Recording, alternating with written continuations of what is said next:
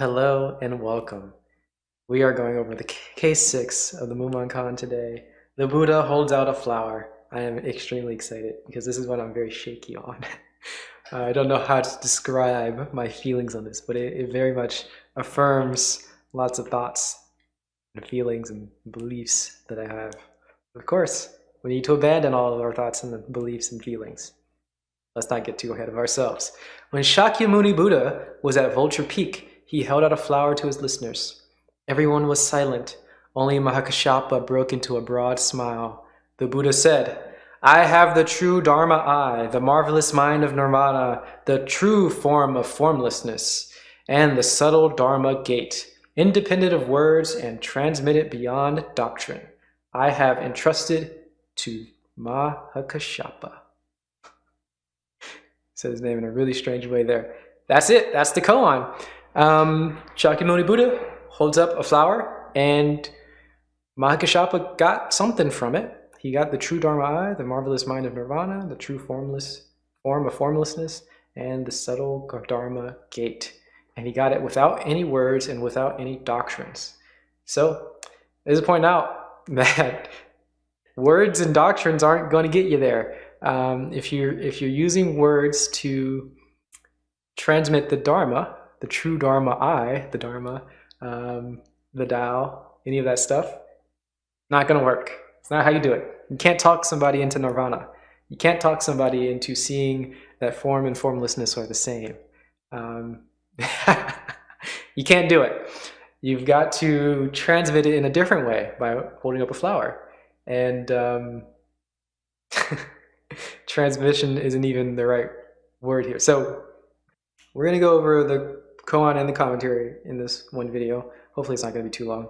But we're going to start with that's just koan. We're going to try to go more into it. It's a little confusing. It's actually, it doesn't mean, there's not a lot there without the commentary, but we're gonna try. All right. Mahakashapa broke into a smile, a broad smile. I don't think that's important. He smiled, seeing the flower. So the Buddha holds out the flower. I think he holds out a lotus flower. That means something. It's a flower with a seed in it. Maybe I should know this, but I don't. Anyway, it's a lotus flower. It represents something, and enlightenment is implied in it. Whenever you see lotus flowers and stuff, this is what it means. It's referring to this transmission of Zen Buddhism to Mahakashapa. So Mahakashapa broke into a smile. He saw this flower and broke into a smile. He saw that the Buddha had nothing to teach. So a little bit of backstory. Shakyamuni taught people at Vulture Peak. This is where he gave his talks. And he would normally sit there and teach people things, talk about the Dharma, talk about the Tao. Not the Tao, because he's Indian. So he talked about the Dharma. He wouldn't say the Tao. He talked about the Dharma. And this day he brought a flower, and everyone's silent, everyone's confused and sort of wondering what's about to happen. But Mahakashapa didn't wonder about what's going to happen. He saw that this was it. This was the entire world. This was the entirety of the universe. This was the Dharma. And when Mahakashapa saw that this was the Dharma, he smiled, and he's like, he got it. The infinite candle was lit, or whatever the first case, the commentary. There's something about the holy candle being lit. There's a spark, and the holy candle is lit. That's what happens to Mahakashapa when he looks at the lotus flower. He sees that the Buddha has nothing to tell, nothing more to say, nothing at all to say. Just the flower. Just look, just see. That's it. And that is the true Dharma Eye. So this is all, I guess this is all these phrases mean non-dual awareness. So the true Dharma Eye, to be able to see the Dharma, to see beyond dualities. That's how I would phrase it. Yeah, to see the true Dharma Eye, to see the marvelous mind of Nirvana, right? Which means to have no mind, but you have the mind of Nirvana. Of course, the true Dharma Eye, there's nothing to see when you have the Dharma Eye, but there's also everything to see. To see the true form of formlessness, right? If something is formless, does it have a form? Of course not. But he's seeing the true form of formlessness. He has the form of formlessness. You're getting beyond the duality of form and formlessness. You see the form of the formlessness. And he's seeing the subtle, the Dharma gate. Where to enter the Dharma gate. The Dharma gate is everywhere, of course. The name of this whole collection is called the Mumonkan, which means the gateless gate. This is the Dharma gate. This is the Zen. You can enter Zen anywhere, through anywhere, from anywhere. Look at anything, there is your Zen. Anything that isn't presented in front of you, that is your Zen. And this is independent of words and beyond doctrines. So if you are confused by words and hearing people talk and analyzing, you're doing too much. Stop doing that. If you think somebody's transmitting something by doing doctrines or having you do rituals, stop doing all those things. That is nonsense. That is adding too much onto what is happening. We here in Buddhism, Zen Buddhism in particular, only want reality. Reality with a capital R, which means the Dharma, which means the Tao. This is the non-dual. How are we going to say it? Okay, on to the commentary. Golden-faced Gautama really disregarded his listeners. He made them look bad. He made the good look bad and sold dog's meat labeled as mutton. He himself thought it was wonderful. If, however, everyone in the audience had laughed, how could he have transmitted his true eye? And again, if Mahakashapa had not smiled, how could the Buddha have transmitted it? If you say the true Dharma eye can be transmitted, then the golden-faced old man would have been a city slicker who cheats the country bumpkin. If you say it cannot be transmitted, then why did the Buddha approve of Mahakashapa? Beautiful. That's the commentary. All right, we've got some things going on here. Golden-faced Gautama, very, very, very disrespectful thing to say about the Buddha. I don't think we've talked about disrespect or respect here yet. So a lot of times you want to elevate the mundane and kick down the sacred. Kick down isn't the right phrase because it's still respectful, but you want to make sure that there's no duality between mundane and sacred, right? You want to get rid of that. So the easiest way to do that is to treat the things that are mundane very sacredly and then treat the things that are sacred kind of rudely. So calling golden-faced Gautama is his name, that's not cool. Gautama, yeah, like he should be called Shakyamuni. Golden-faced Gautama, very, very disrespectful title for him. Gautama, Siddhartha Gautama is his name, right? But you don't call people by their names, you call them by their titles. So Shakyamuni would be a better title, right? That's the sage of the Shakyas or something like that. That's like a group of... Sage of the Shakyas means something. He's a leader of some people. Or you call him the Buddha, the enlightened one. You don't call him Siddhartha Gautama. You don't call him golden-faced Gautama. You don't call him a golden-faced old man. Right? These are very disrespectful things to call the Buddha. So this is why we're doing it. You get the sacred and you kick it down a peg. And he says, golden-faced Gautama really disregarded his listeners. So the listeners all came to hear a talk, to get some wisdom, to hear the Dharma. And Gautama didn't give him anything. He just showed him a flower. He made the good look bad and sold dog meat labeled as mutton. So he's talking about respect. So this is again cutting down Buddha, right? Making him sound real bad. He sold dog's meat labeled as mutton. Dog's meat being, he's saying dogs are bad, dogs are not good. We talked about, do dogs have Buddha nature, and dogs are negative creatures. So dog's meat is not good stuff. That's real bad stuff. And he's labeling it as mutton, which is good stuff. High quality rice, I think. So he's selling dog's meat labeled as mutton. He's giving us crap and saying that it's good. He himself thought it was wonderful. The Buddha thought highly of himself. Imagine saying the Buddha thought highly of himself. He's saying it right here. The Buddha who has no ego, right? This is the whole point of being the Buddha. He is enlightened. He thought highly of himself. He thought himself wonderful, and he thought highly of his teachings. This is what we're saying here. So we're being very disrespectful to the Buddha, and that's going to happen a lot in these texts. We've talked about Joshu. We're being disrespectful to Joshu because we have him answer a question incorrectly. He says that the dog does not have Buddha nature. We talk about Gutier disrespecting his teacher because he cut off the finger of a student, even though he copied his teacher. We have who is the guy? Hyakujo being disrespected by Obaku. He got slapped. He failed his student, then he got slapped. So disrespecting him. Western barbarian with no beard, right? We have Bodhidharma, we're calling him a barbarian. We've got Kyogen, we're disrespecting him, saying that his eloquence flows like a river. We're talking trash on this dude too, calling him a Zen devil. These are all really, really well-respected people, and we're cutting them all down a peg. It's something that happens a lot here. Just making sure we understand that. Anyway, he thought himself was wonderful. Okay. However, if everyone in the audience had laughed, could he have transmitted the Dharma Eye? So this is a tricky one. We're trying to, the Mumon is trying to make us think that something could have happened differently.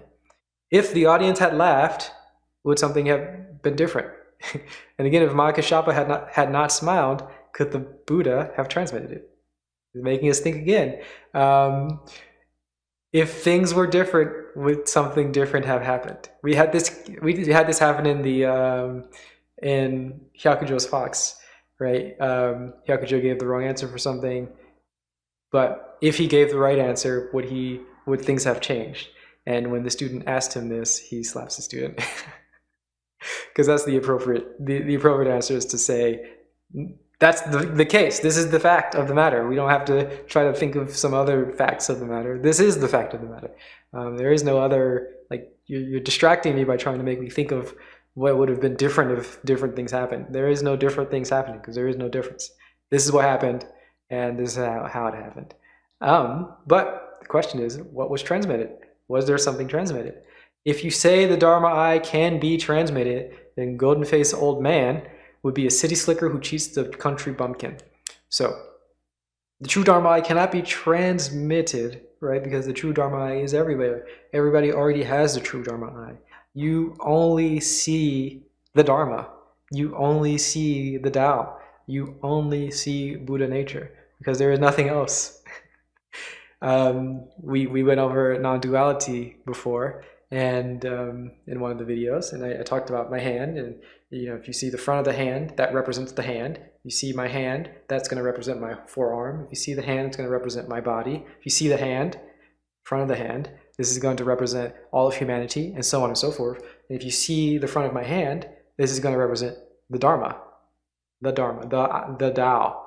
Everything is a representation of the Tao. Everything is the Tao, or the Dharma, true Dharma Eye.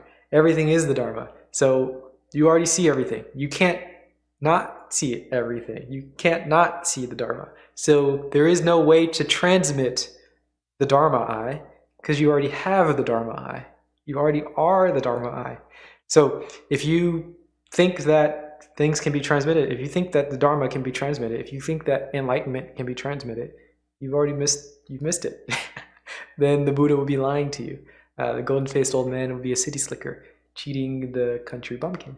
If you say it cannot be transmitted, then why did the Buddha do that? Why did the Buddha approve and have this great speech about Mahakashapa? If you don't think that it can be transmitted, why did the Buddha do that? But of course. Why did the Buddha approve of Mahakashapa? Why does the Bodhidharma have no beard? Why are you thinking? What happens when you stop thinking? More tricks from Mumon here. So yeah, this is the duality of transmitting or not transmitting. We have to see beyond that duality. The duality of respect or not respectful, sacred, mundane. You gotta see beyond these dualities, sticking with our non-dual theme. And we're going to continue to the verse. Holding out a flower, the Buddha betrayed his curly tail. Heaven and earth were bewildered at Mahakashsapa's smile. I don't know what the curly tail means. I'm not too concerned. What great content here. Heaven and earth were bewildered, though I do understand what that means. I understand it. Maybe I should stop thinking. I understand what that means. So heaven and earth were bewildered. Heaven and earth are, dualities. Tiger, dragon. The heaven and earth, this is just the common duality we all understand in Chinese culture, yin yang. They're bewildered at Mahakashsapa's smile because Mahakasshapa got the true Dharma eye. Mahakashshapa, having the true Dharma eye, sees beyond dualities. He analyzes beyond dualities. He's thinking beyond thoughts. The analysis of the world that he has is non-dual.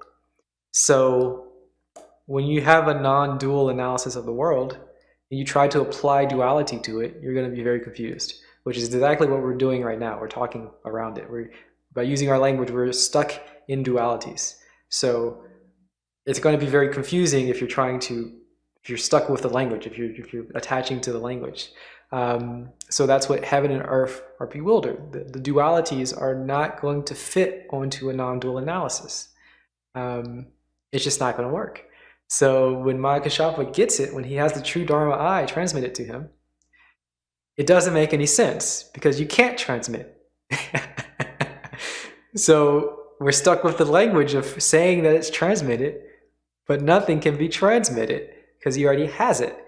So heaven and earth, the duality, any dualistic interpretation is going to be highly confused. It's going to be very, very wrong. Heaven and earth are going to be bewildered. That's where we're at. Here, you can't transmit information. Yeah, I like to personally expand this into everything else, of course. I think maybe some Zen people would, maybe some New Age spiritual type people will transmit this, apply this sort of thinking to more things, saying that there is no possibility for communication. This is where I would take it. There's no possibility to transmit the Dharma. There's no possibility to transmit any information. If you think that you're hearing things and you're analyzing it, you're thinking too much. Stop thinking. If you think that I am actually giving you information now, literally right now in this sentence, and you're interpreting it, Stop interpreting. It'd be like if you walk outside and you ask a question, how are you doing today? And then the leaves rustle, right? Why do you analyze that as not being an answer, but you analyze somebody saying, I don't even know what question I asked, but if you analyze somebody talking as an answer, why? Why do you interpret one as an answer and the other one not as an answer? They're both equally not answers, or they're both equally answers, however you want to say it. You can use whatever language you want to say, but they're both trans answer. And then even the question is not a question, it's trans question. Gets complicated. It'd be like almost like if you're, let's give like a weird, dumb, stereotypical example. Like a guy is trying to talk to a girl and he's trying to say, hey, you look really pretty, but she doesn't respond. Hey, you look really pretty. She doesn't say anything. Hey, you look really, really pretty. And then she runs.